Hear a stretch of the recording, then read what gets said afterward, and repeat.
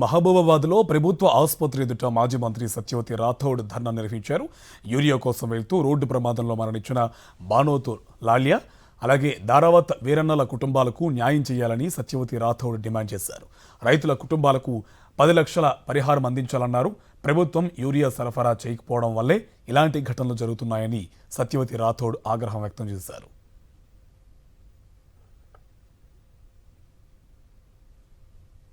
పొద్దున్నే నిన్న కూపన్లు ఇచ్చి పొద్దున ఏవో అగ్రికల్చర్ ఆఫీసర్ వాళ్ళకి మెసేజ్ పెట్టి 6 గంటలకే బొద్దుగుండ రైతు వేదిక దగ్గరికి వచ్చి యూరియా తీసుకోమనంటే వస్తున్న క్రమంలో మహబూబాద్ నుంచి వస్తున్న బొలెరో వాహనం ఢీకొని మన నర్సంపేట మహబూబాద్ రోడ్డు మీద వాళ్ళు ప్రమాదంలో ఒక రైతు అక్కడికక్కడే లాలియా అనే రైతు అక్కడికక్కడే చనిపోయిండు.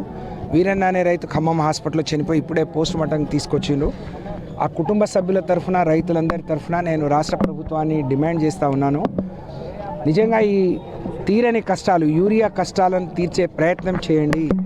యూరియా కోసం వచ్చి మరి ఇట్లా ఆ కుటుంబాలు రోడ్డున పడే విధంగా రైతులే చనిపోతే నిజంగా ఇది ఇంతకంటే దుర్మార్గం దేశవ్యాప్తంగా ఎక్కడ ఉండదు. కాబట్టి ఆ రైతుల కుటుంబాలను ఆదుకోవాలని రాష్ట్ర ప్రభుత్వాన్ని మేము డిమాండ్ చేస్తున్నాం. కుటుంబానికి 10 లక్షల రూపాయల చొప్పున ఇవ్వాలని.